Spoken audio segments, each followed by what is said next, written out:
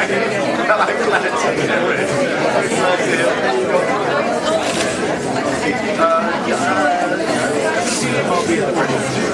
a very good break.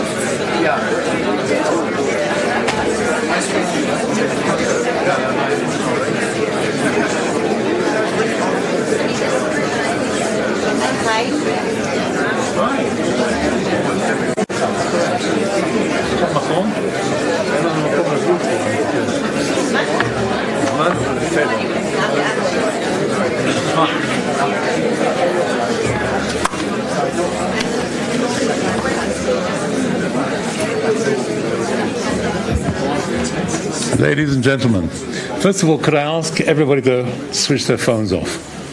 Yeah. Usually when I'm in court,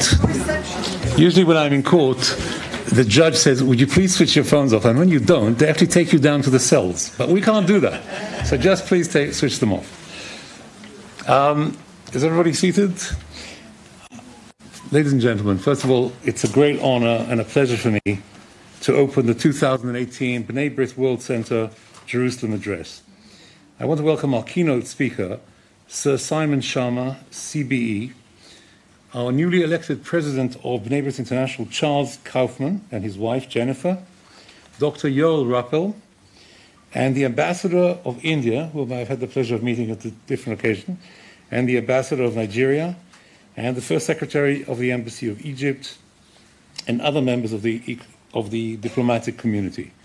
Mrs. Della Worms, Mr. Samuel Cohen, and other leaders and members of B'nai B'rith and dear guests. Before I go into just a little bit more detail, I just want to tell you that I've been on this podium several times, having hosted some of the most illustrious, having had the honor of hosting some of the most illustrious names in the Jewish world. But I must tell you that today I realize why I became chairman of the World Center of B'nai B'rith. And that is because I spent an entire day with Simon Sharma. And believe me, it was astonishing. It was great. And now I know that it was all worthwhile. It's not only Alan ordering me around, telling me what to do. Right? As the hub of B'nai B'rith International activities in Israel, serving for over 35 years, as the key link between Israel and the B'nai B'rith members and supporters around the world, the B'nai B'rith World Center serves as our organization's permanent presence in Jerusalem and as its public affairs team and arm in Israel. Through our myriad educational connections and programs and well-established relationships with political leaders across the spectrum, with the diplomatic corps, with leading academic and research institutions, the World Center strengthens Israel diaspora relations, fortifies Israel's sovereignty in the capital, Jerusalem, and interprets developments concerning the Jewish state for B'nai B'rith members and Israel's supporters. The establishment of the World Center of B'nai B'rith was a kind of a poignant response to the August 1980 United Nations Security Council Resolution 487 that had, frankly, the chutzpah to call on all the member states to remove their diplomatic missions from Jerusalem. And the World Center was one of the first representative office of any major international Jewish organization to establish itself in the capital as a response. And we are an ongoing expression of B'nai B'rith's active dedication to the State of Israel and the city of Jerusalem. And it's a continuation of B'nai B'rith's commitment to Jewish renaissance in Eretz Yisrael which began in 1888 from our point of view with the establishment of the Jerusalem Lodge of Bnei Brit. And some of you may know, you've probably seen the stamp of the famous Bnei Brit Library and the famous Bnei Brit Street, which is worth visiting, and various other things that we've done are all over the city. You can see that. At any one time, we're engaged in numerous programs which have a global impact, one of which took place just 2 days ago in this very auditorium, an international conference entitled New Realities in Eastern Mediterranean Strategic Challenges and Bonds, organized together with the Jerusalem Institute for Strategic Studies, AHIPA, which is, and the American Hellenic Institute. We had a group of American Greek people, like kind of an APAC of the Greek community in the US, and they came here, and we had an absolutely fascinating conference. And we actually had a former Turkish ambassador to London here, whose point of view was slightly different to those of the Greeks.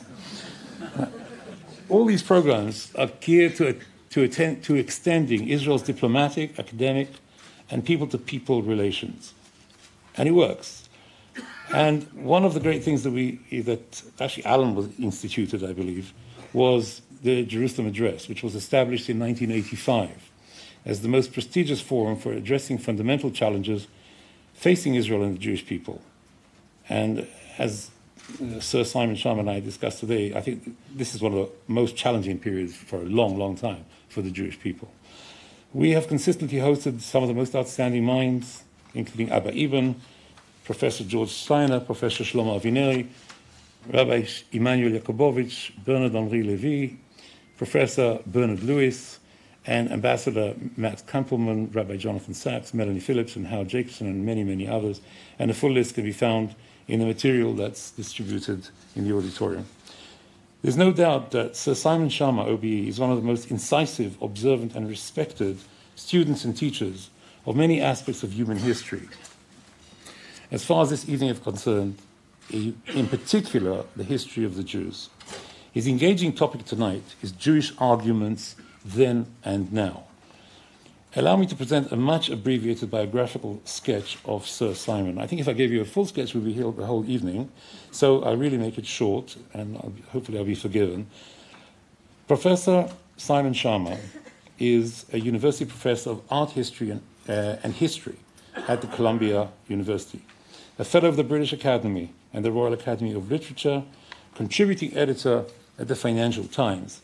He is the author of 18 books, which have been translated into 16 languages, and the writer-presenter of 50 documentaries on art, history, and literature for BBC Two and PBS. He was art critic for The New Yorker in the 1990s and won a National Magazine Award for his art criticism in 1996. His film on Bernini from the Power of Art series won an Emmy, and his series, A History of Britain and the American Future, won Broadcast Critics Guild Awards. His art history work also includes Rembrandt's Eyes, The Power of Art, and The Faces of Britain. He has published a work of fiction, Dead Certainties, and his work for the theatre includes the stage adaptation of Rough Crossings with Carol Phillips for Headlong Theatre, and in 2011, a short play for Headlong's site-specific production about 9/11 decade. Professor Sharma won, believe me, this could go on, so I'm really cutting it short, but Professor Sharma won the NCR Non-Fiction Prize for Citizens, a chronicle of the French Revolution, the W.H. Smith Literary Award for Landscape and Memory, and the National Book Critics Circle Award in the United States for Rough Crossings, Britain, the Slaves, and the American Revolution. His latest book concerns all of us. It's The Story of the Jews, Volume 2, Belonging, and was shortlisted for the Bailey Gifford Prize and was among the Economist magazine's best books of 2017. And he received the Kenyan Review Award for Literary Achievement and others. I mean, I could go on, so I'm going to just cut this a bit shorter. And his latest work for the BBC PBS was a series on world art history, Civilizations, which was broadcast in the spring of 2018. I look forward to seeing it. I haven't seen it. Among his many outstanding and groundbreaking lectures was the Anglo-Jewish Community and the Balfour Declaration, delivered in November 2017 at a Knesset conference, the centenary of the Balfour Declaration, the historical context and contemporary implications, which was organized by the Bnei Bris World Center on behalf of the Balfour Centenary Committee. Before we invite Sir Simon Sharma to the podium, I'd like to invite Dr. Yoel Rappel, historian, author, and editor of The Story of the Jews in Hebrew, to present a brief literary introduction to this massive body of work. Dr. Rappel, bevakasha.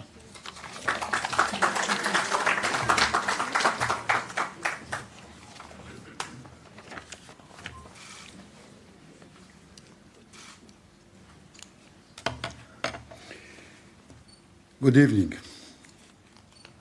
I have known Professor Simon Sharma for many years. I knew him, but he didn't know me till last hour. We met an hour and a half before. It was begun after I purchased, read, and greatly enjoyed his book, The House of Rothschild in the Land of Israel. While reading this book, which was translated into Hebrew, I instantly recognized that the writer was not only an historian, but also an author of literature. Not only an anthropologist, but just as a sociologist. In short, a man of science familiar with every discipline. Therefore, when I was approached to edit his book, The Story of the Jews, you must read it. It's an excellent book. I immediately agreed. I knew that I would be granted intellectual delight, something not to be taken lightly. I have openly admitted that my greatest love in history and my second love is fine literature. I knew that both this awaited me in this book. I did not read the history of the Jews. I swallowed it, tore it apart with my eyes without leave my hands, because Simon Sharma is not a writer of history, but an historical author. I read the book with complete fascination, maybe in the desire to reveal another brilliant stroke to which the author leads his audience, or maybe simply because of his incredibly skilled writing. Simon Sharma is a great storyteller, occasionally bordering on the poetic. Sharma writes the history of the Jewish people not as a detailed historical analysis based on documents, but as a prose narrative based on personality. The literary and the archaeological documentation he describes are quoted to enable him to build a world that is alive, breathing and bustling. Those, for an example, he take us to the Jewish island colony of Yeb in the Nile and show us how Jews lived there and what they did there. When he gets to Spain, he wants to show us the imagery and lives of the Jewish community by means of human stories, unlike the many historians who deal with the golden age of wisdom and Jewish creativity. And it may be said that it is a pleasure to read Sharma. The wealth of information found in his books sometimes make the head spin, yet he manages to present a fascinating historical story containing all the important elements that a cultured person needs to know about the history of the Jewish people. Sharma's book is an historical tale that combines the life of the Jews with the story of the society in which they dwelt. Few, if any, historian have tried to write the way of Sharma does. His impressive expertise in the literature of the history of the people of Israel allows him to select only pearls and make of them a necklace like no one else has ever created. Sharma writes precise, fascinating history to the point where the reader cannot put the book down until he gets to the end of the plot. The book contains dozens of mini-plots which together build a tremendous story. Jews and non-Jews alike will find great interest in the book. The readers of Shama receive classification of the connection between the three monotheistic religions, not only from the theological perspective, but also as they relate to all aspects of and life system. The story of Shama tells us is not the story of the separate culture, but the Jewish world completely immersed in the culture where they lived. From the Egyptians to the Greeks, from the Christians to the Muslims, it is not only the story of blood, tears, and suffering, but also a story of lives filled with activity and creativity. It is worth mentioning that in the thousands of years of human history, there were also happy Jews, and Shama introduced them to us as well. I am certain that Professor Shama's lecture is based on his series about the story of the Jews, and therefore, from my experience, it will be as fascinating and original as his writing. I wish all of us much enjoyment from it. Thank you.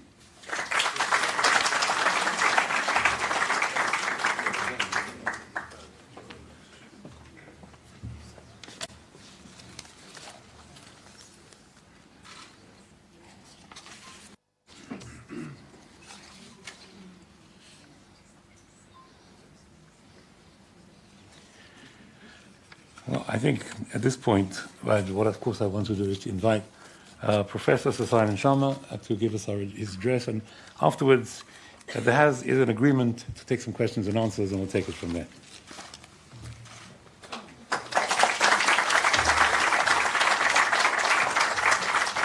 Thank you so much, Chaim. Thank you so much, Yoel. Also, thank you to Charles Kaufman and the B'nai B'rith World Center, and to Alan Schneider, who's been a ferociously brilliant and kindly and hospitable, perfect host. So I'm very moved and very touched to be here. But I'm less amazed than a Jew I revered very much, but who didn't, until he came to Jerusalem, think of himself particularly as a Jew. That was my colleague in Oxford University in the 1970s, who was president of Brasenose College, where I was a young don, a young faculty member. And his field was jurisprudence, the philosophy of law. Did you hear him, Chaim, when he came to Hebrew University? And he came to the Hebrew University to give some complicated lecture on the philosophy of law, on jurisprudence. And crowds just poured in, even more, if that's possible, in their kindly numbers than you.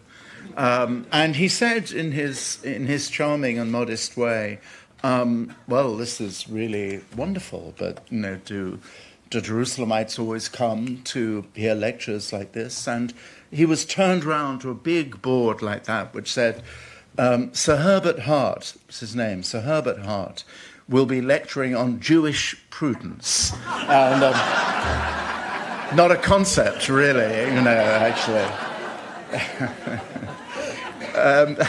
Sometimes I think I'm always going to be lecturing, so I was very touched by the loveliest thing Yoel said amongst his very kind set of compliments was, I want to write about happy Jews, and sometimes I feel I'm just lecturing on the Epic of Tsurus, and I always think that in that sense the whole of Jewish history can be summed up in the shortest and therefore the best Jewish joke, which is the waiter who comes over to Mrs. Cohen, who's always had the same lunch for 50 years, and leans over and says, "Is anything all right?" Which is...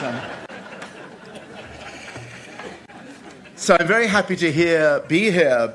We're in the midst of a world where not much is really all right. It's wonderful to be back at Mishkanot Sha'ananim, where I've spent many nights as a grateful lodger, and particularly under the auspices of the B'nai B'rith World Center and International B'nai B'rith, a genuinely noble and great institution. And as I say, it's heartwarming for me, at any rate, because I come to you really from a world of painful din, not the din of judgment, although that's that too, but the din of deafness and mutual recrimination.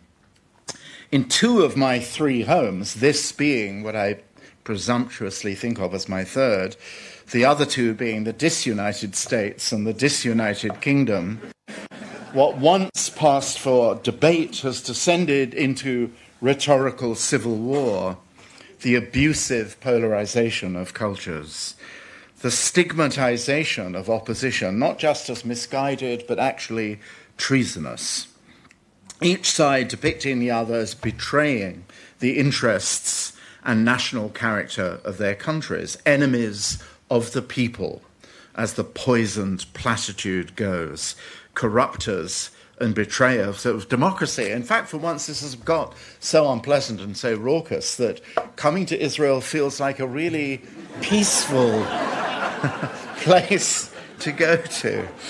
Feels like mysterious therapy, really. I'm sure it'll go away.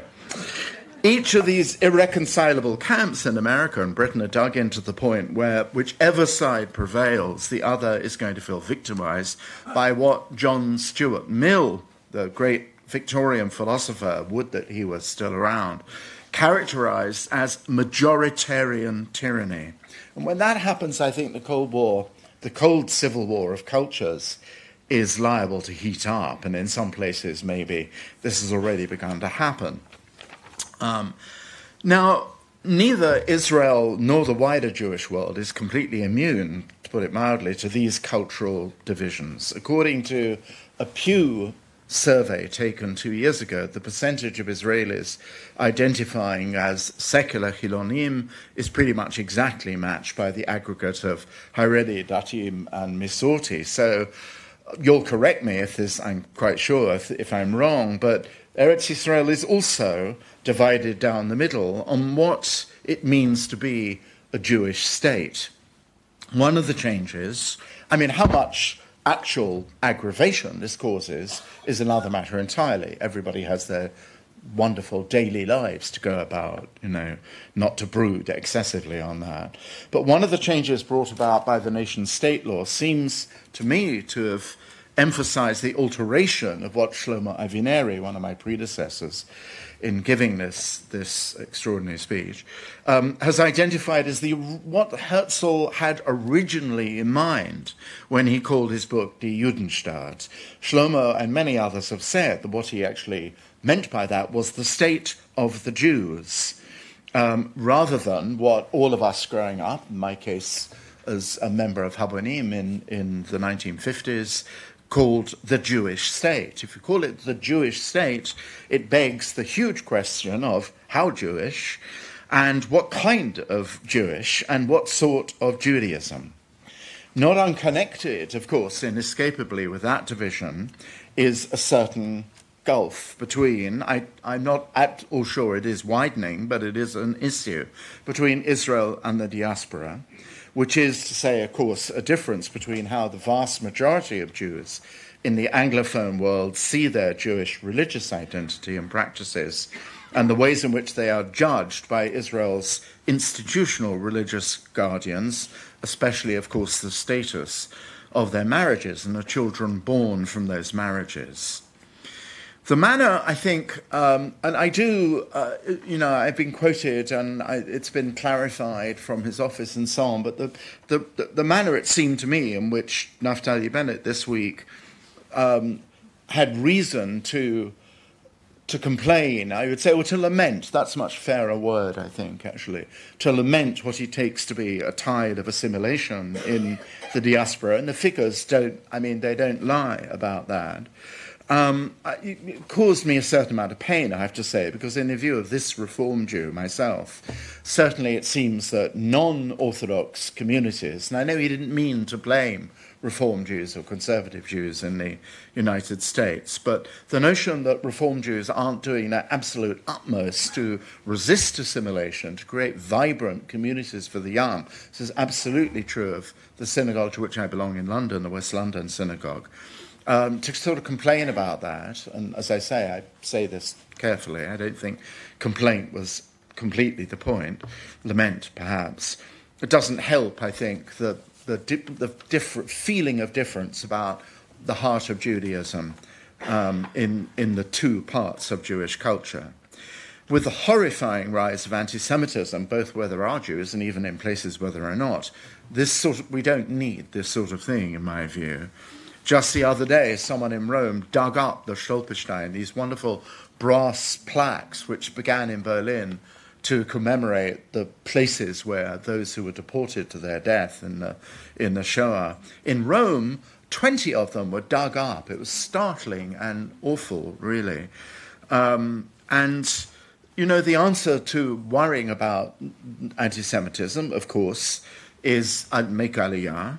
But that's kind of, I think, not helped by the first problem, since some Reform Jews feel ambivalent about coming to Eretz, not because of what Eretz is, because of what we're gathered here to feel and to celebrate, but to a place where institutional religious authorities don't acknowledge the legitimacy of their Jewishness or that of their families. Not saying it's a problem, but it casts some sort of shadow of the appeal, anti-Semitism, so make aliyah.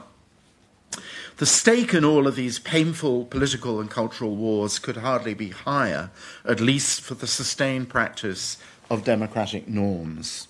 The survival, I'm not talking about the Jewish world, but everywhere, the survival of those norms is conditional on antagonistic parties being prepared to accept the legitimate and peaceful alternation of governments following elections.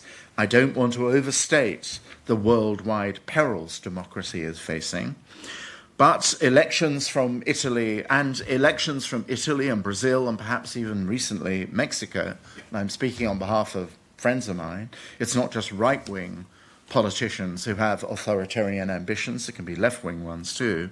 Those elections at the moment have produced victories for populist nationalist politicians who've made no secret of their contempt for democratic process, the very democratic process which brought them to power. But so far, those prejudices have not led those governments, we'll wait and see what happens in Brazil, yet to criminalize opposition, as opposition is criminalized in China or Russia. But they don't have to, because in countries where incipient authoritarianism has become rooted, Turkey, for example, it's enough to shut down pretty much all the organs of non-governmental opinion which give argued dissent sturdy and independent life. In countries like Hungary, about which I'll have a little bit more to say, there are ominous signs of attrition. Of course, you'll know if you noticed just last night, there were demonstrations in Budapest, partly, not entirely, against a law finally passed designed by Viktor Orban to have parliamentary sanction for a parallel system of courts. In other words, a judiciary which is primarily responsible, not just picked by the government, but actually responsible for something called administrative law, which has deeply the sinister overtones of the old communist states. But there are signs of attrition even in the democracy in which I live, like the United States. In the state of Wisconsin, you may have noticed, Republicans who were defeated in recent midterm election but not yet out of office passed legislation literally at midnight to emasculate the constitutional power of the incoming Democratic governor. The resistance to electoral verdicts, should they not go the way of incumbents, and as I say, that can happen in left-wing states like Venezuela, for example, is also happening in other places in the United States. It's not yet, I think, a serious problem. The system is working very much the way the Founding Fathers wanted it to, but issues in North Carolina have arisen. In Britain, the electoral process itself has become to be regarded as almost incidental to an unforgiving trial of strength between the two alienated camps of the country, for and against Brexit, each of which portrays the other as selling away the past and the future of the nation. This unforgiving ferocity of a particularly destructive war about who is authentically protecting and cherishing the national legacy has been aggravated by the extreme asymmetry of the way opinion divides between young and old. There's a very moving, I never thought I'd say this, but exceptionally moving set of remarks just put on Twitter, so you can find it on YouTube, those of you who want to, by the ex-Tory, he was Deputy Prime Minister, Lord Heseltine, Michael Heseltine, who has been a very fiercely articulate adversary of Brexit. And he was asked what he felt sad, what he would feel most sad about, were Brexit to be an accomplished fact, as it is very likely to be. And he said, I would feel saddest that my generation has betrayed the generation of the young, has curtailed the future. And of course, it was only 23 years ago that Yitzhak Rabin and the Oslo Agreement he embodied was murdered by Yigal Amir, an assassin who regarded him not just as misguided, but a traitor to Israel, the Jewish people, and their destiny.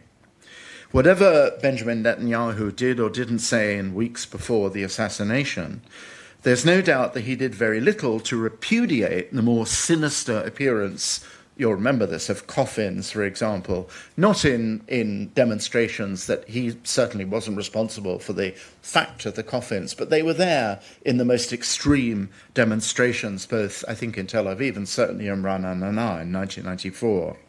And this kind of dismal, potentially violent symbolism, when it happens again, is a sure sign that something profoundly terrible has happened to what I call something precious in the Jewish tradition, the sanctity of contradiction, the norms of free argument. Sure enough, last Sunday in Britain, there was a betrayal of Brexit rally in London, featuring conspicuously a very large gallows or gibbet with a hangman's noose, paraded by a spokesman who, just in case anyone was in doubt, smilingly proclaimed it was there waiting for anyone selling Britain down the river, betraying Brexit.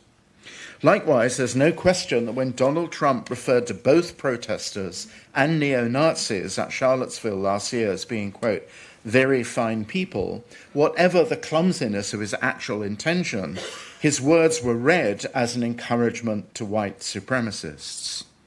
If argument itself has been lethally weaponized in this way, it's not much more cheering to observe its neutralization through institutional repression. The most horrifying silencing, of course, of dissenting argument of the sanctity of contradiction was enacted on the body of Jamal Khashoggi in the Saudi consulate in Istanbul. But while the luridly horrific quality of that state murder became an inescapable focus of public attention, the habitual censorship of free opinion, the incarceration or disappearance of those exercising it, has become routine behavior in a lot of the world, especially in Russia and China. And the rest of the world all too often shrugs. In this respect, the accuser of the murderers, Recep Erdogan, was not much more of a friend to free argument than those whom he accused. The gravamen in his case seemed to be that the sinister deed was done on his doorstep. And I don't need to tell you that it doesn't help the cause of free speech when the President of the United States, whose inauguration prescribes an oath to defend the Constitution, including its First Amendment, is unembarrassed by flattering exactly those states and leaders who show least regard for the sanctity of contradiction, of free argument, and does so while demonizing the free press of his own country, as he did just a few days ago, as enemies of the people. That particular tweet a few days ago was immediately followed by a bomb threat to CNN.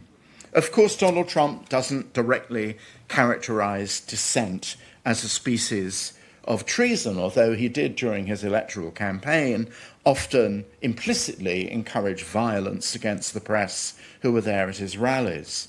But what he does persist in doing is demonizing free argument, especially when expressed in newsprint or in the non-groveling end of the media as disloyal to the nation.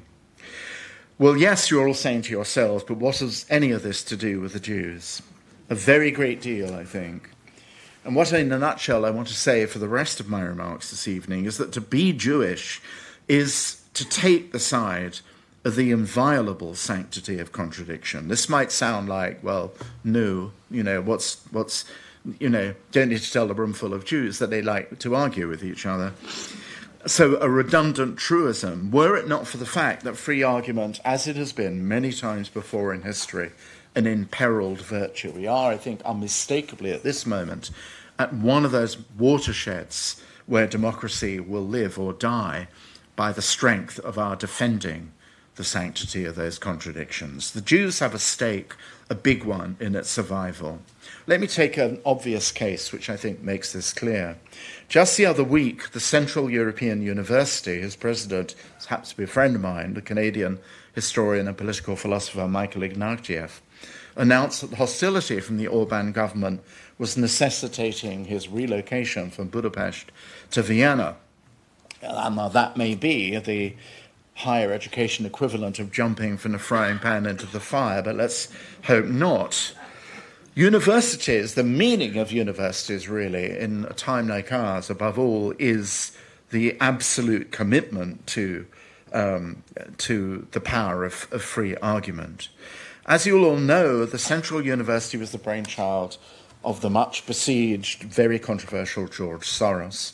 And Budapest was its chosen location because of Soros's own background, of course, as an Hungarian Jew, a survivor of the Shoah, and so on. Now, whatever you happen to think of Soros, the way he made his fortune, currency speculator,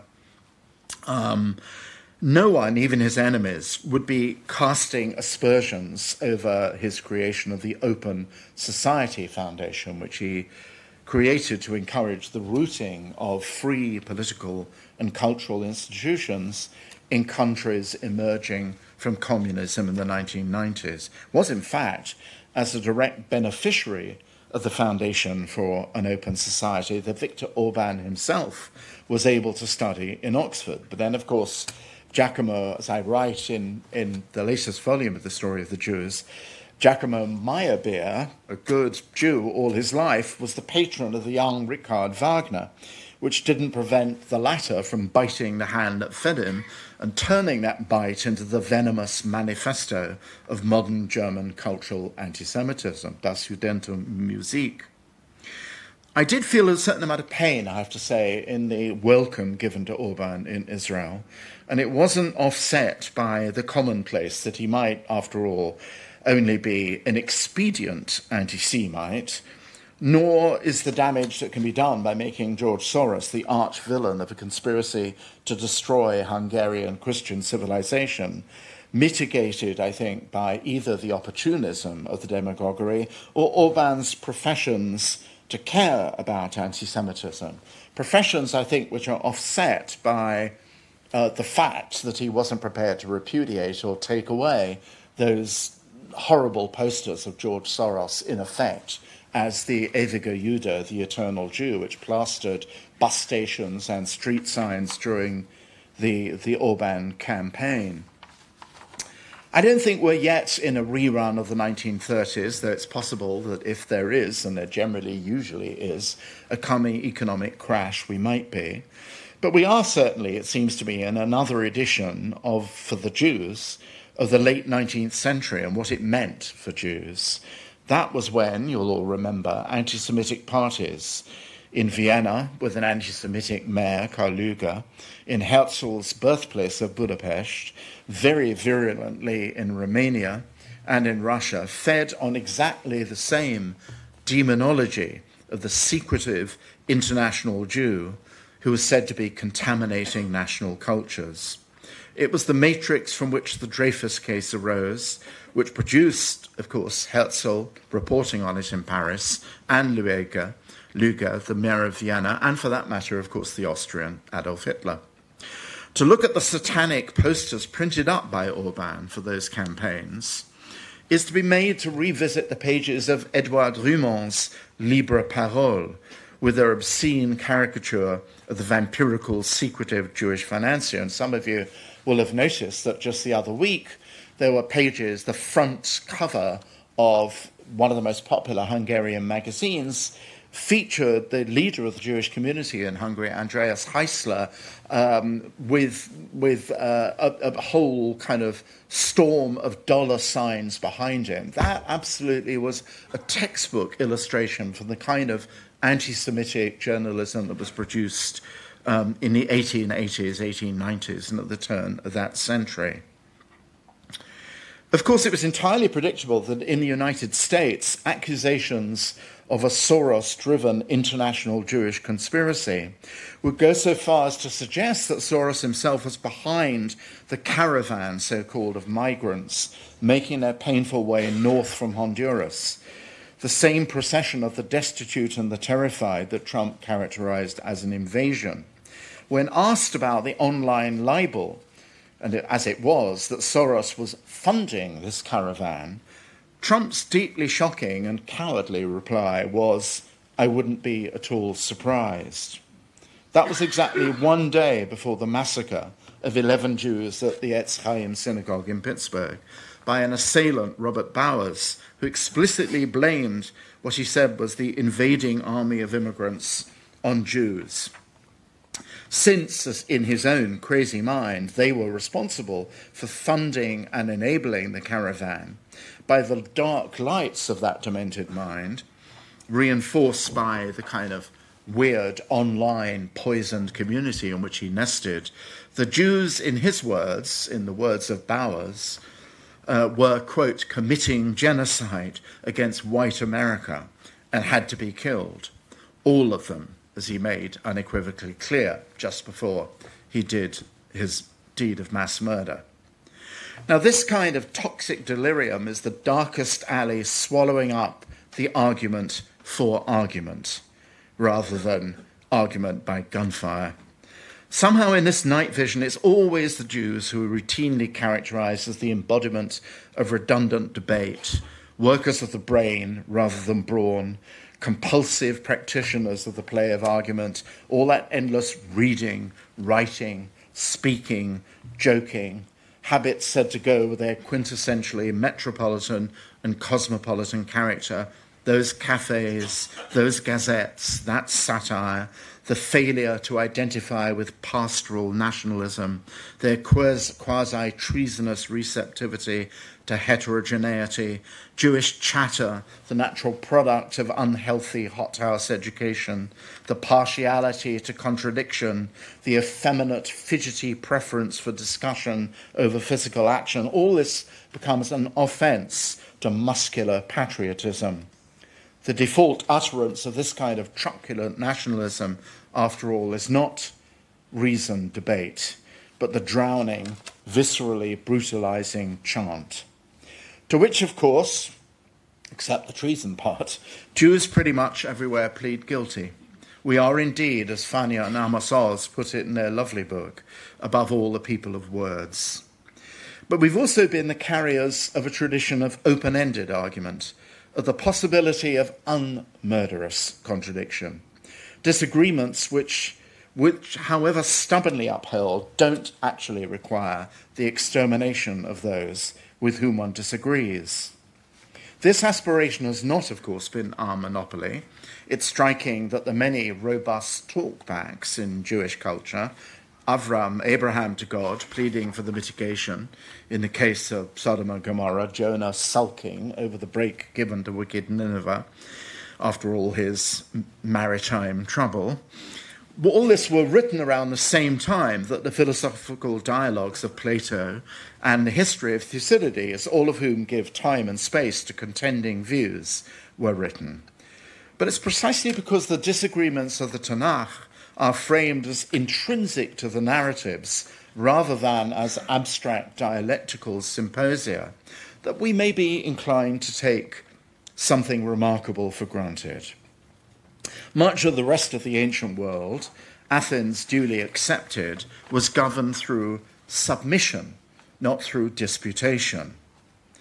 But our sanctified contradictions begin at the very beginning, by which I mean Bereshit itself, with the startling offering of two mutually contradictory accounts of the creation.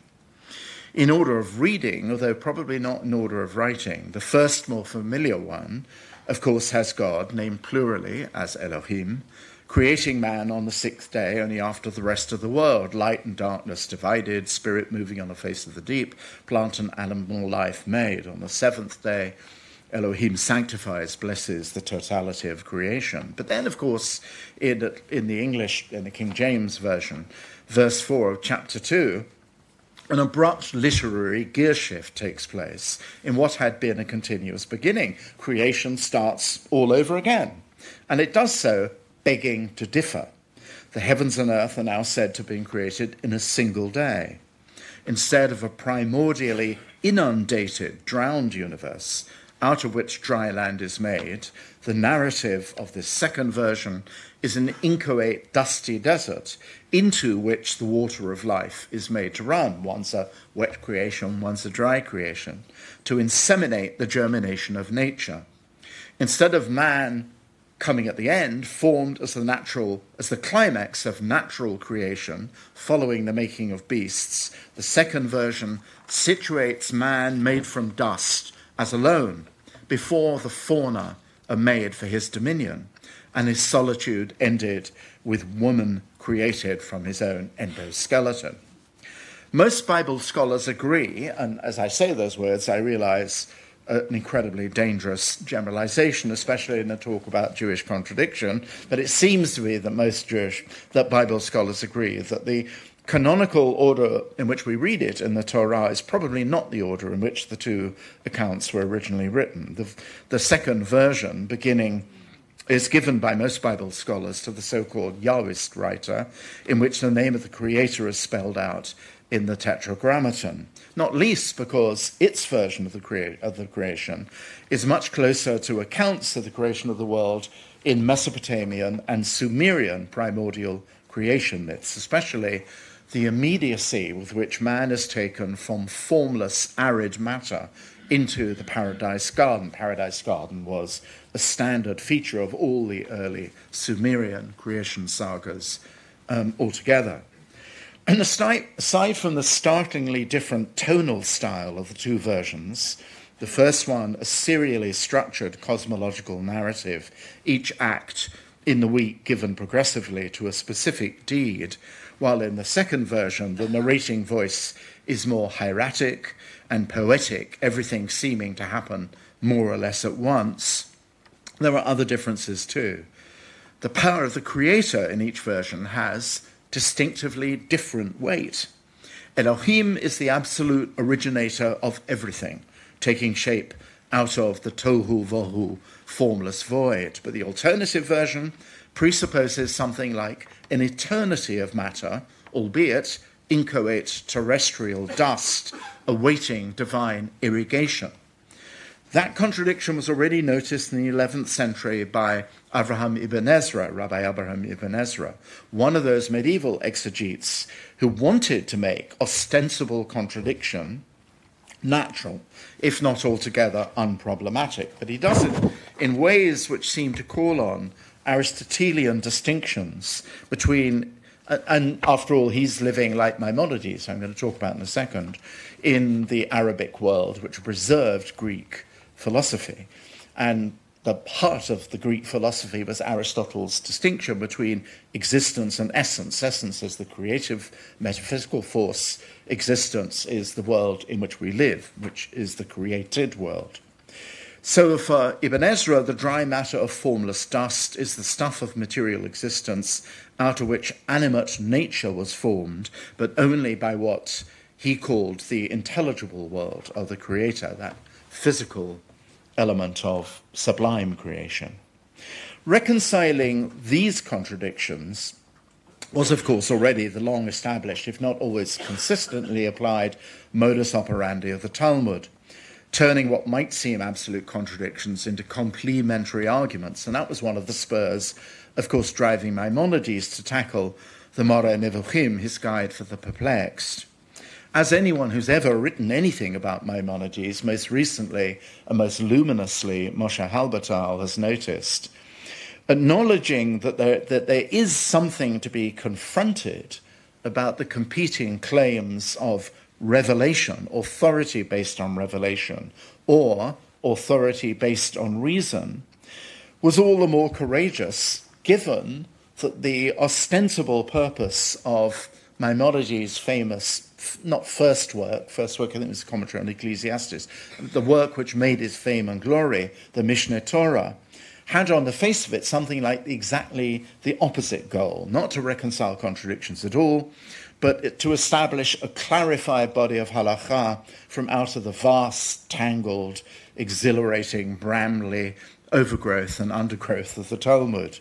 It didn't, of course, escape some of Maimonides' many critics at the time that the editorial criteria by which he achieved this extraordinary clarification, codification really, it's maybe a little too hard to say, compilation anyway, themselves presuppose certain value judgments disguised by his modest claim to accessibility and lucidity. That's all I want. But then the Mishneh Torah wasn't burned for its presumption by Jews, and the Moreh Nevuchim, as you'll know, was burned by Jews, specifically at Montpellier by order of Provençal and French rabbis in December 1232, 28 years after its author's death. If we had to isolate the most damning reason for its condemnation in the eyes of its rabbinical opponents, it would be what they saw as the subversive openness of its methodology, borrowing as freely and candidly as it did from Greek philosophy and science, which Maimonides, the Cordova boy, had imbibed from the Arabic editions that had preserved Greek wisdoms. An issue here, it seems to me, is something which haunts Judaism and Jews right to this day, both here in Israel and in the diaspora. Whether or not the tree of Judaism can be watered by foreign streams, or whether that will in the end kill its root system, whether our tradition is outward-facing and open, and not just prepared, but willing to share the neighborhood of the mind, or whether our necessary default position is that of the walled citadel, and what is inside is essentially, in that citadel version, autonomous, self-sufficient, and self-perpetuating. As the most sophisticated but most adamant of Maimonides' critics, a very great mind himself, Nachmanides of Gerona, put it uncompromisingly, turn it, the Torah, over and over again, for everything is in it. For Nachmanides, that everything was the whole of nature and the whole of the universe, the realized will of the Almighty. Maimonides was himself deeply torn and very much aware of the risks he was taking with the Moreh Nevuchim. On the one hand, the scientifically minded physician, the logician, the rationalist, the doctor, called on him to provide a way out from the perplexities when reason seemed to challenge revelation, say in the matter of whether actual angels walked among us and walked in the midst of history. But on the other hand, Maimonides knew he was playing with dynamite, hence his many warnings that the guide was intended only for those who are already exhaustively versed in halakha, possibly from reading the Mishneh Torah, and who fully accepted its instruction, its origin in Mosaic revelation, and who abided by its norms. The Moreh Nevuchim, of course, was written in Arabic, not the classic, beautiful Mishnaic Hebrew of the Mishneh Torah, further deliberately restricting its readership originally to the academies and schools of argument which flourished especially in the Sephardi and Maghrebi world, and which were relatively alien to the yeshivot of France. It was there in the rabbinical yeshivot, the core of Maimonides' critics began to offer up resistance. On the other hand, Maimonides was perfectly, in fact, with a Hebrew translation done by his friend Samuel ibn Tibbon, which he knew would bring the guide to a much larger and therefore much more controversial readership. And that was precisely the gravamen of his critics. Not in attacking Maimonides' flirtation with Greek philosophy, although that was a big problem for them, but that his translators would beguile the unsophisticated reader into challenging that self-sufficient authority of the revealed Torah.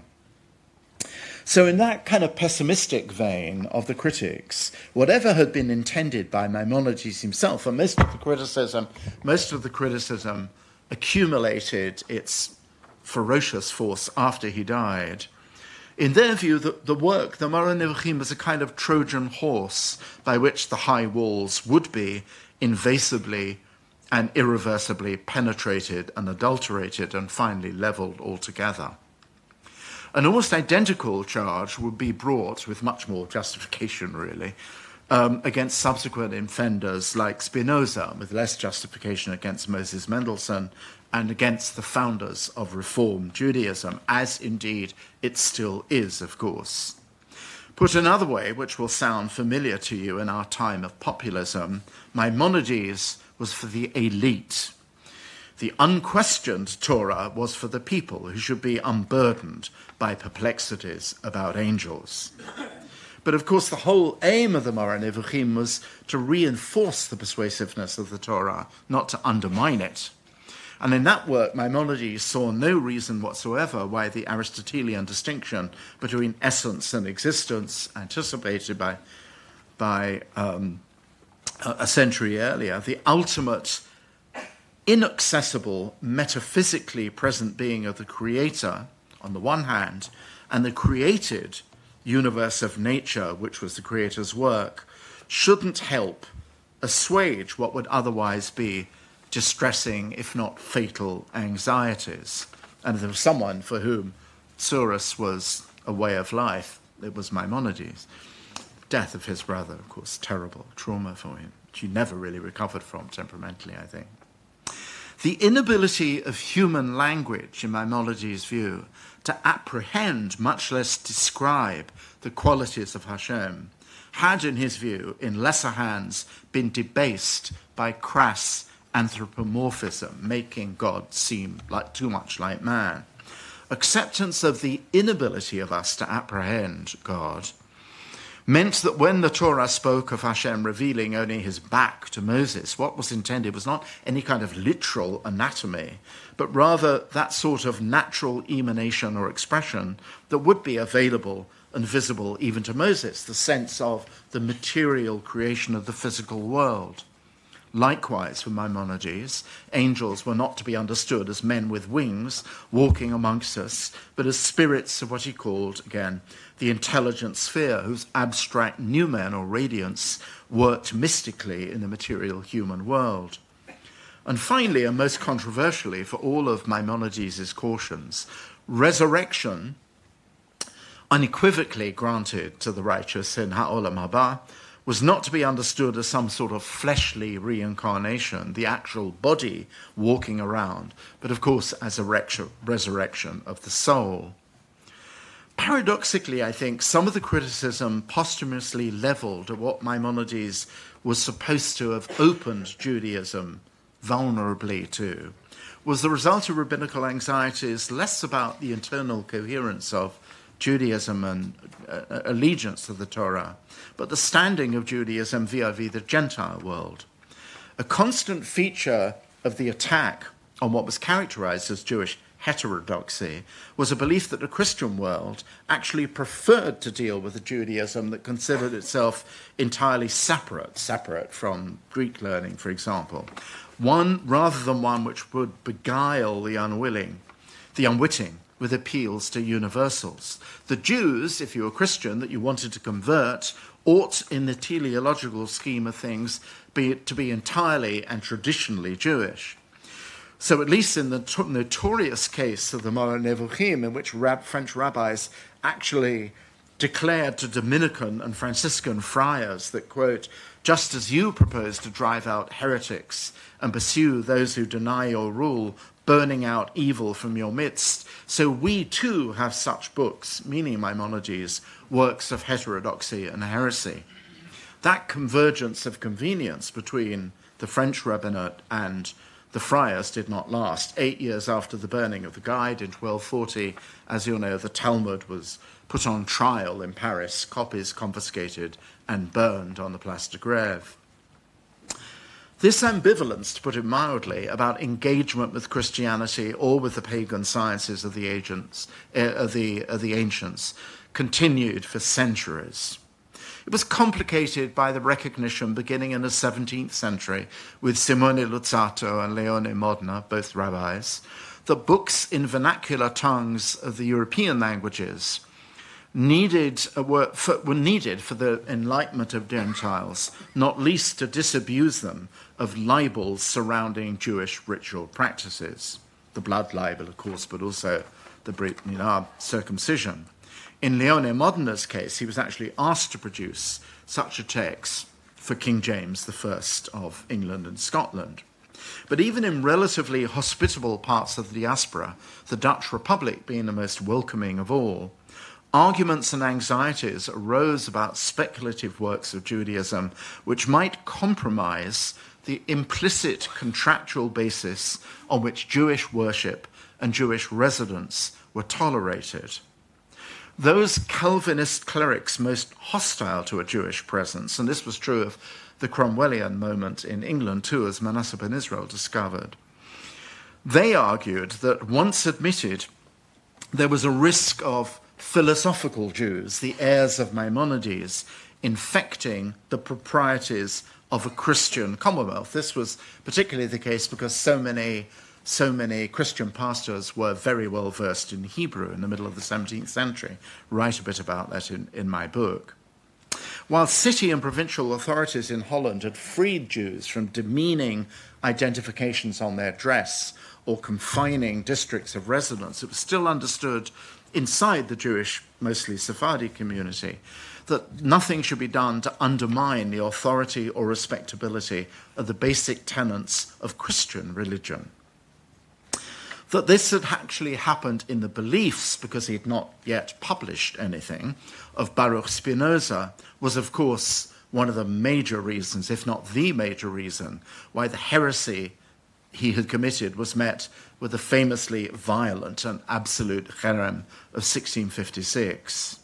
To deny, as Spinoza did, as unreasonable the authority of revelation for the Torah given in its entirety to Moses of Sinai, never mind the claim that it had been augmented by the oral law, and then for Spinoza to compound it with the argument that the Bible had to be necessarily the work of many hands, the Torah in particular, rather than the single authorship of Moses, because how could Moses have written an account of his own death, to bring the Bible down, the Torah and the Tanakh altogether, to the world of human literature, was a brutal affront to the Judaism that Maimonides had passed on and codified. But in addition, I think this was the breaking point for the Ma'amad in Amsterdam, that affront was seen as undercutting that contract with Christian authorities through which synagogues had been built, cemeteries bought, and the whole richness of Dutch Jewish life had been constructed.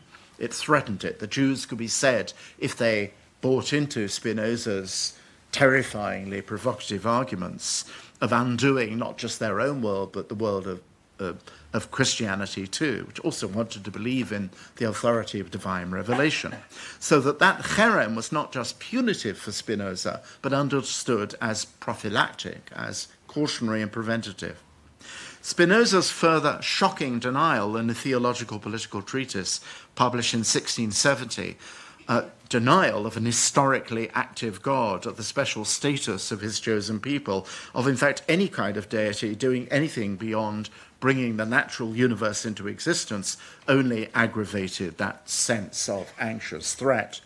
Spinoza was almost aggressively insulting in his characterization of the primitivism, as he saw it and spoke about it, of the Hebrews of the Exodus, a tribe, as he characterized them, so unruly and ignorant that they needed not just the essentially political and social government supplied by Moses, but the reinforcement of a fable that had been divinely authorized and revealed on Sinai. What followed from this exercise on Spinoza's part of militant disenchantment was the stripping away of a notion that the Jews had in any way been selected for a special historical destiny. But if that were going to be the case, then it followed that the place of their mass conversion, the condition of the return of Christ the Saviour in the messianic Christian narrative likewise would fall away, in which case the Jews were just a bunch of merchants of convenience.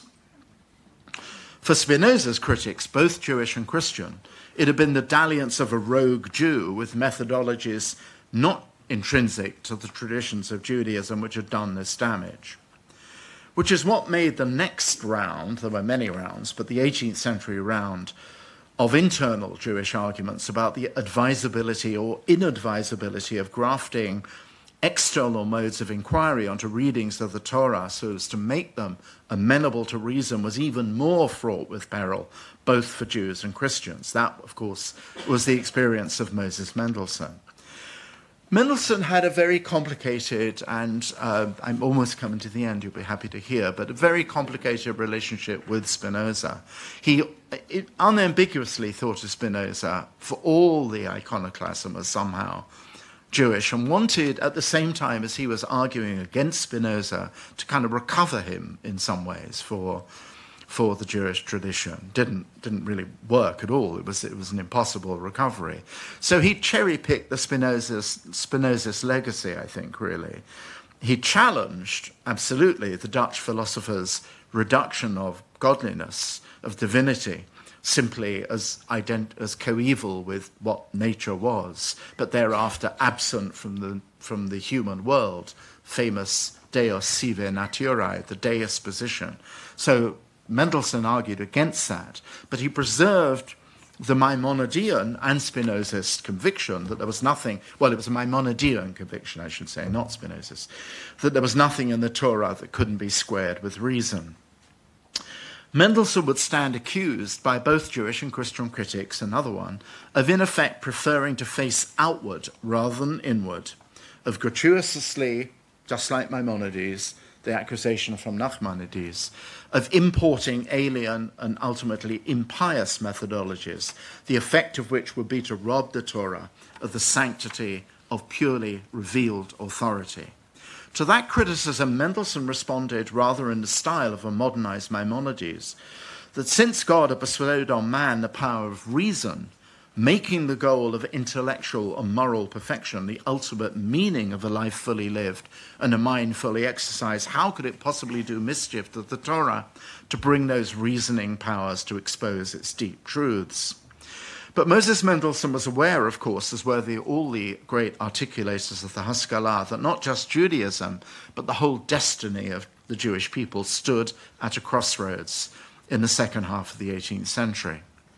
For the first time, the Jews were being offered emancipation, the promise of civil rights, on condition that they accept the premise stated by the Emperor Joseph II, for example, some extent by Frederick and Prussia, and certainly by Gottfried Lessing, Mendelssohn's great friend, that modern secular education was not incompatible with Judaism, but might actually strengthen it. That religious and secular education were not just possibly, but necessarily compatible. This is not an argument that's gone away. It's, of course, a major argument about the fate of what the education of Haredim might or might not be. Hence the eagerness with which not just Moses Mendelssohn, but Wessely, Homburg, and the great Hochdeutsch translation of the Bible done by Mendelssohn himself, they all embrace that compatibility, necessary compatibility, between modern learning and ancestral tradition. Moses Mendelssohn himself was anxious to avoid a kind of zero-sum game between tradition and science, which was often attributed to him, for example, by Aaron Wolfson-Halle in an extraordinary piece of kind of fiction narrative in which Moses Mendelssohn meets Maimonides in heaven, and they become friends as embattled champions of the new secular learning.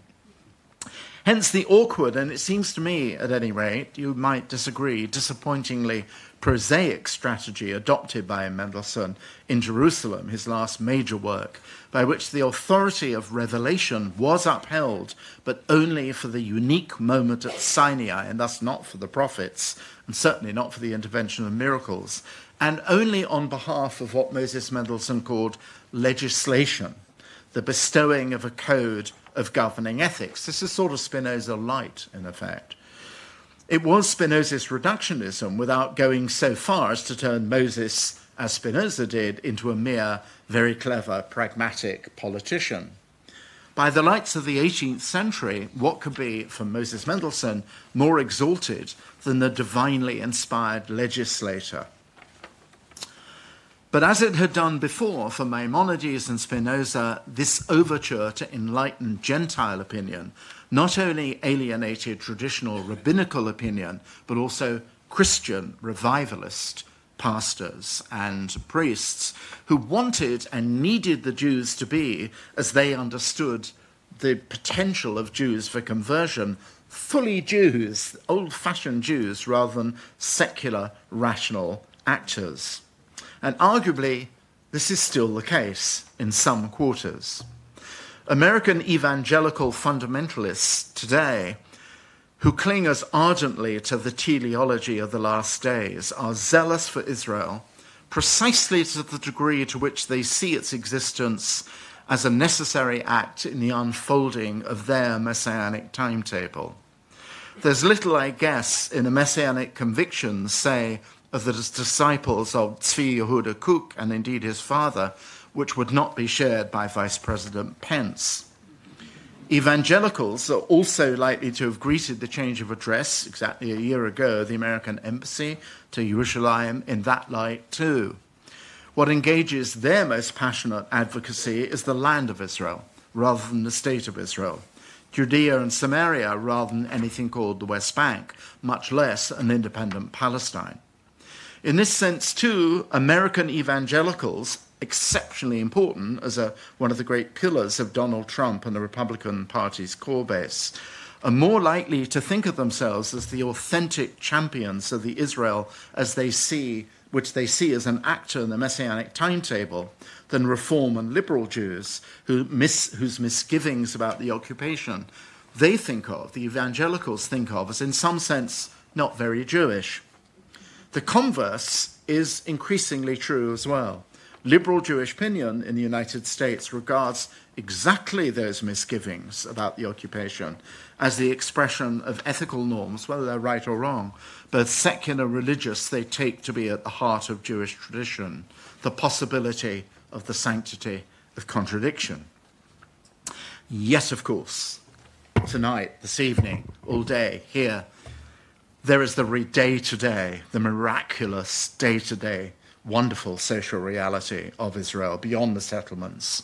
The Israel in which science and entrepreneurial innovation spectacularly blooms, the Israel in which environmental technology, as much as in the ethical norms of the Torah, may yet be the saving of I had a wonderful time at Rehovot a couple of years ago. They were kind enough to give me an honorary degree, so I was in love all over again with this Israel. May yet be the saving of our degraded, eroding, rusting out, desiccated planet. And in some places, in workplaces, still the Israel of shared neighborhoods, of an outward-facing Israel.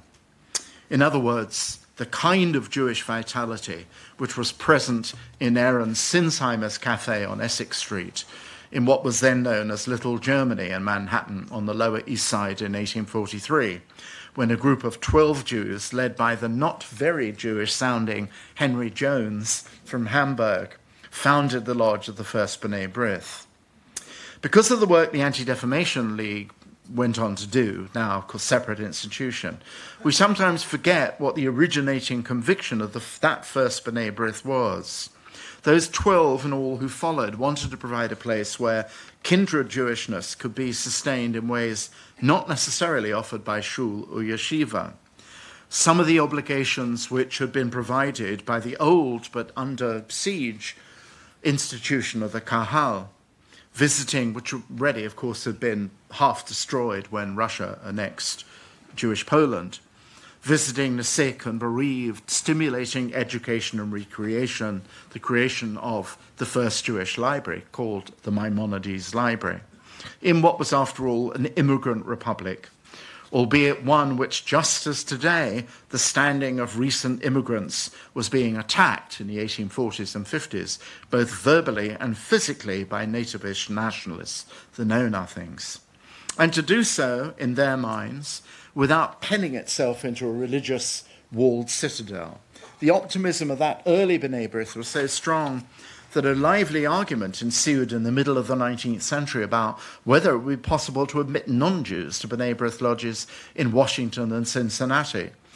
That idea was overruled by the New Yorkers, but it's fair to say that in the century and a half which followed, and not just in the United States, the debate between an inward-facing and an outward-facing Judaism, the one which has made the term modern Orthodox less of an oxymoron than would otherwise be the case, between revealed belief and examinations of reason, which is to say the argument about argument, continues, thank God, to beat at the heart of Jewish life.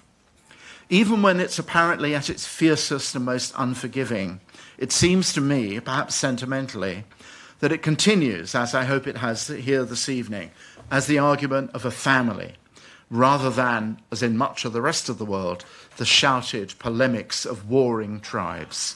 At least, I certainly hope so. Thank you.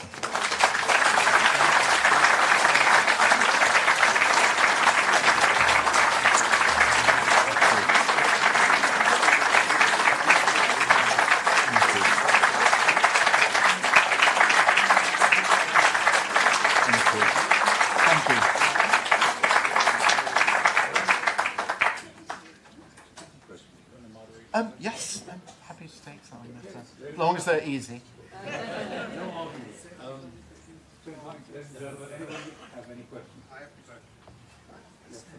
do you see this Jewish family that you described right at the end? In 50 or 60 years, how do you see the Jewish world evolving? Yeah, did you hear the question? Sorry. How do I see the Jewish family, as I characterised it at the end, evolving, really?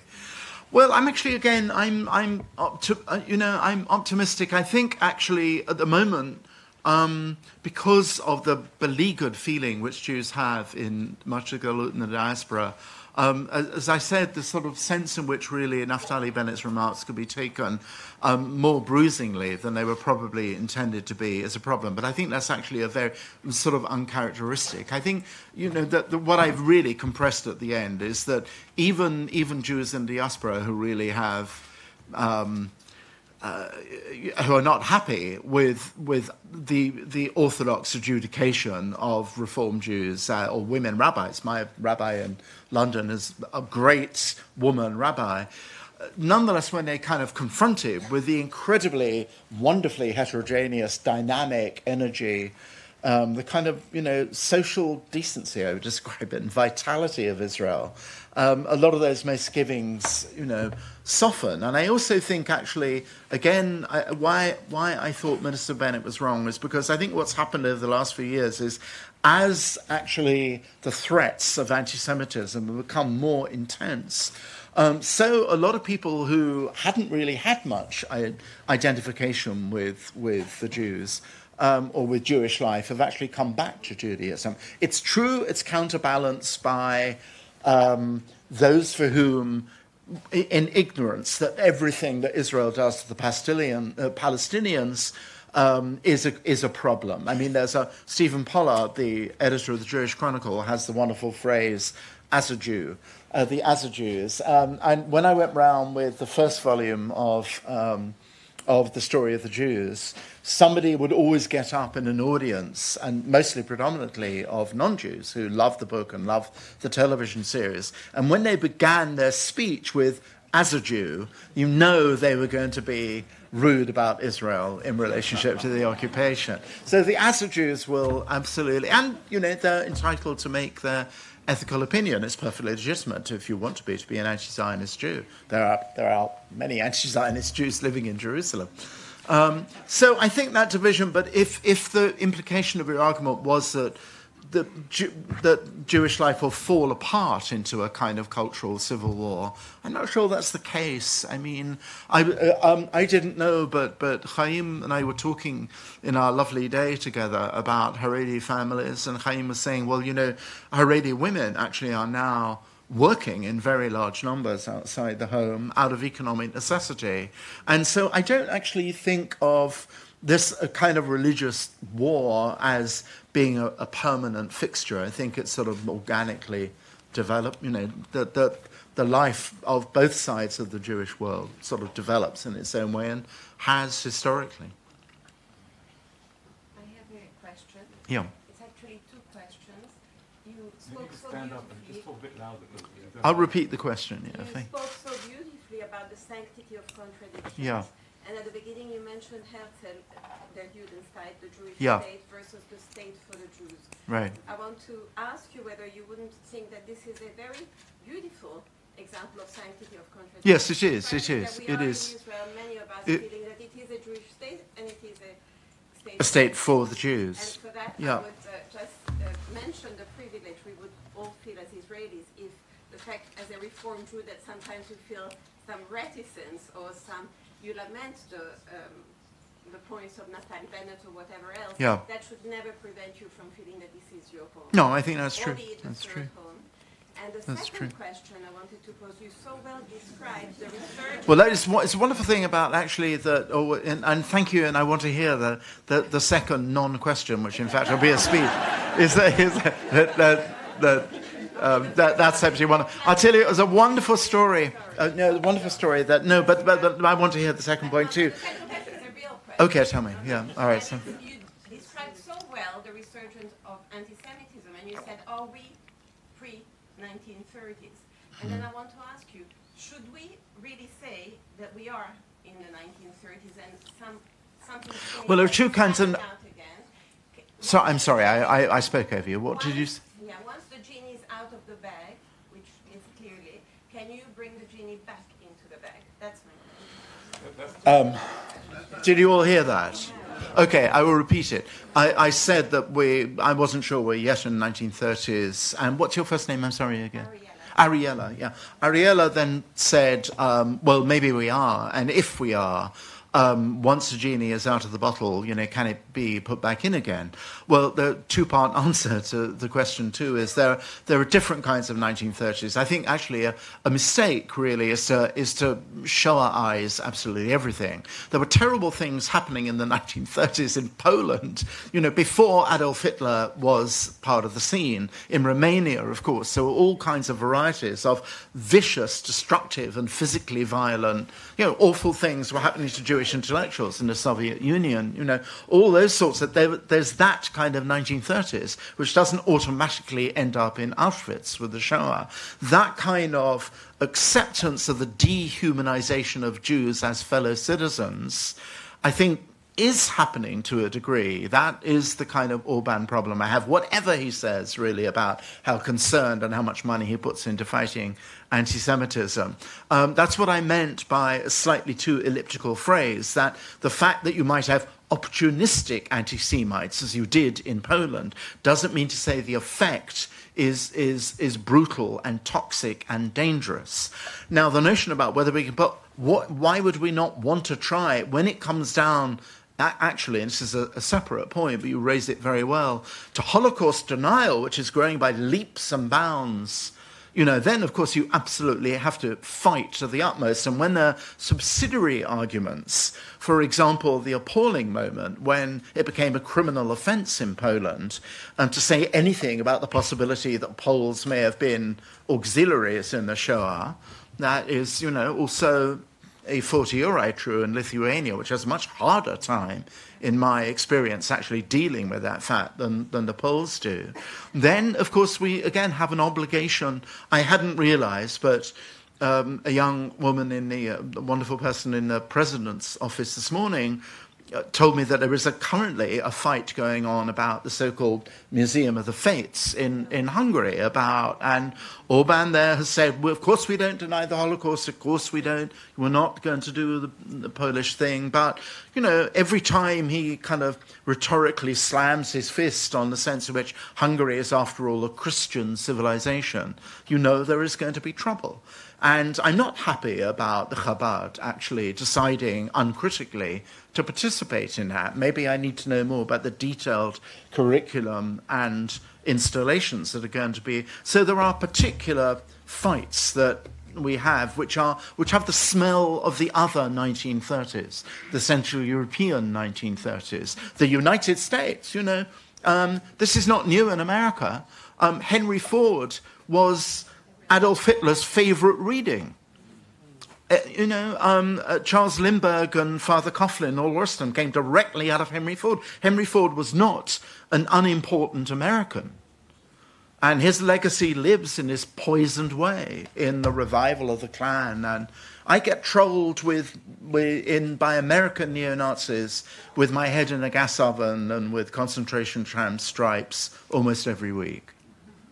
Everybody does. Get used to it. I hope it's not a naive question, but it bothers me.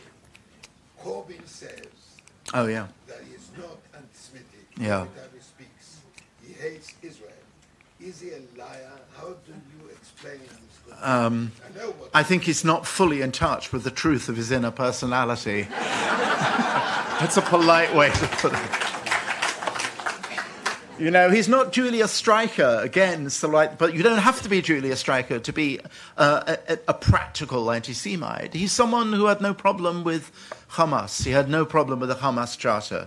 I don't know how many, don't bother to read the Hamas Charter, but the really weird thing about the Hamas Charter is that it actually is a cut and paste. There are chapters of it which are still there, which are not anything out of Mein Kampf. They're out of Edouard Drummond. They're all about how the Jews own the Rotarians or the Freemasons or the Illuminati. They're quaint in their horribleness, and they're taken straight bizarrely from, and for Jeremy Corbyn not to notice that really, or to not have a sort of sense that actually it actually beggars the imagination. But more importantly, really, the sense in which particularly young women, Jewish MPs, are the subject of absolutely vicious, directly anti-Semitic attacks, and the easy way in which attacks on Israel become attacks on Jews generally.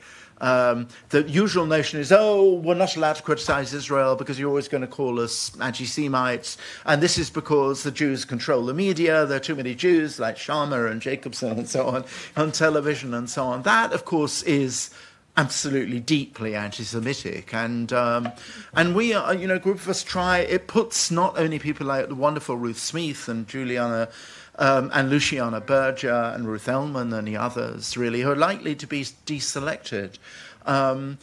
Jeremy Corbyn ought to be on the barricades defending his own Jewish MPs, not actually in a mealy-mouth. Sometimes you can be an anti-Semite for what you don't say, and that's his problem, I think. So it's not a naive question. Simon, you spoke about Corbyn beforehand, so I won't ask about him. You've spoken about him.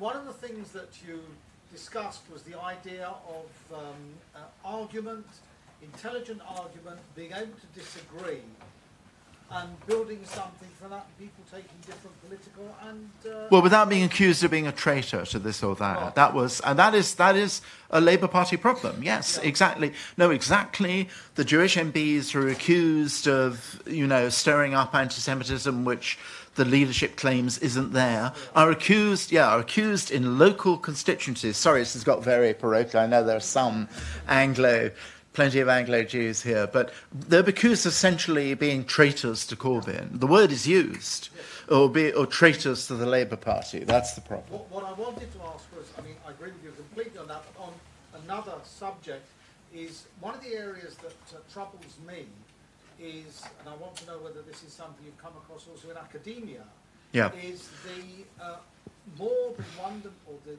towards a one-dimensional area where there are certain ideas that can't be expressed. Because if you start expressing ideas that are Like contrary to the...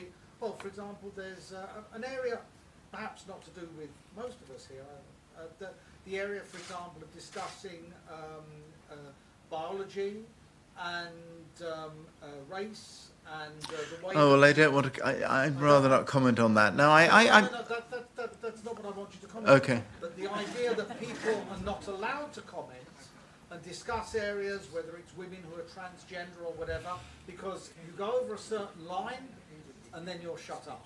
And it happens to us as well as Jews. Okay, do you find that that's something... Well, I think anything is up for contradiction, as it were, free contradiction. If I would not... The question is actually... I mean, it becomes very painful, very difficult if someone wants to come to a campus and praise the final solution. Is it enough to contradict them, or should you actually not have them there for... and I'm not sure what I feel about that, but I think actually I would debate them, I think, actually, rather than ban them. But it's a very painful and difficult thing. But if I may ask a question. Yeah.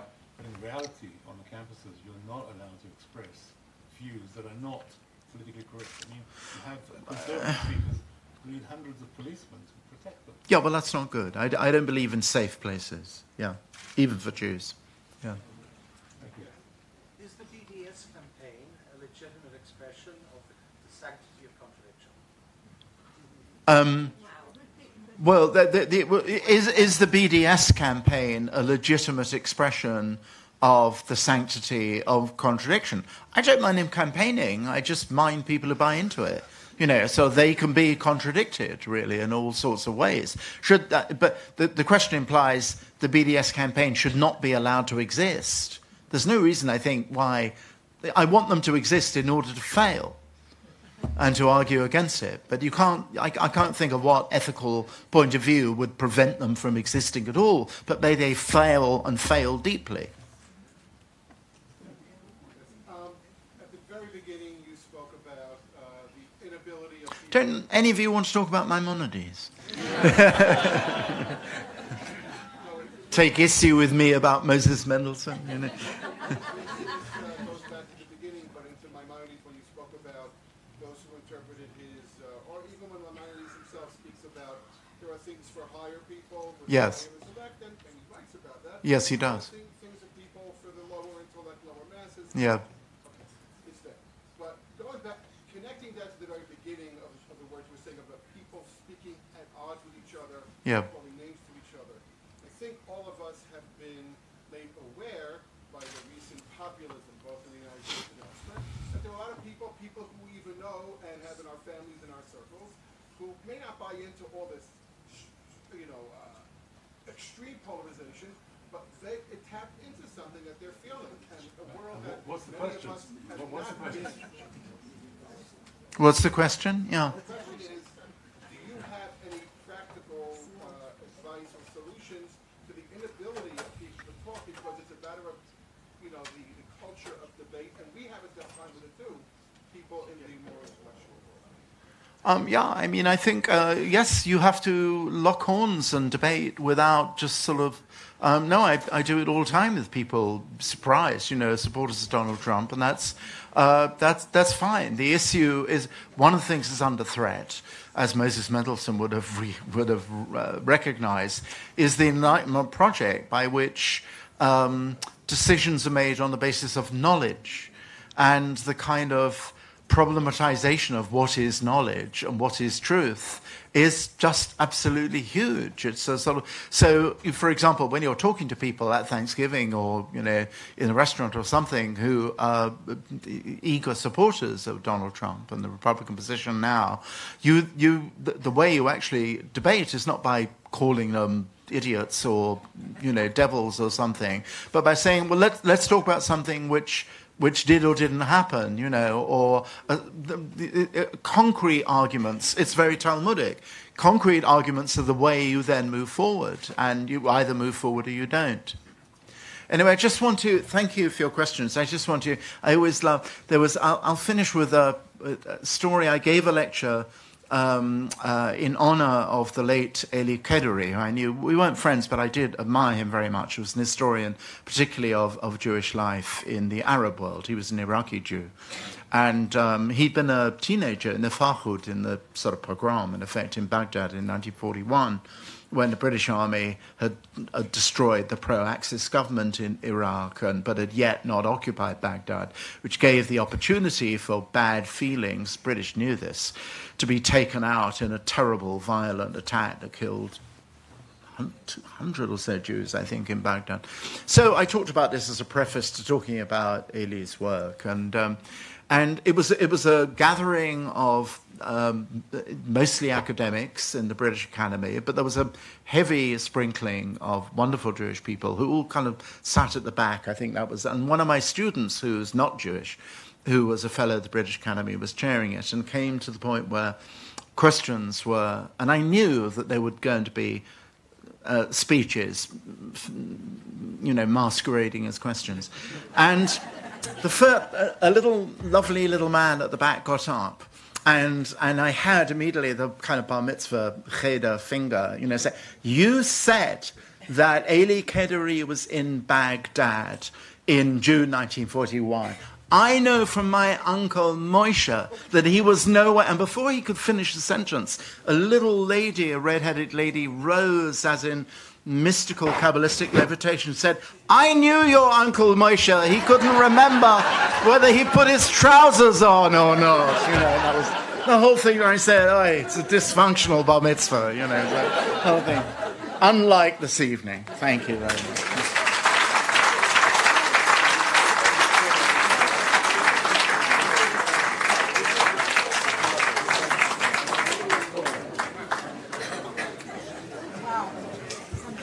Ladies and gentlemen, don't sit down. We haven't sung Hatikva yet. I'm calling now on our newly elected international president of Bnei B'rith International, Chuck Kaufman. Thank you. And he will wrap up this evening. I promise I will be very brief. I have the most challenging task of offering closing comments on a presentation given by Sir Simon Schama. Is there any doubt that he should have the last word here tonight?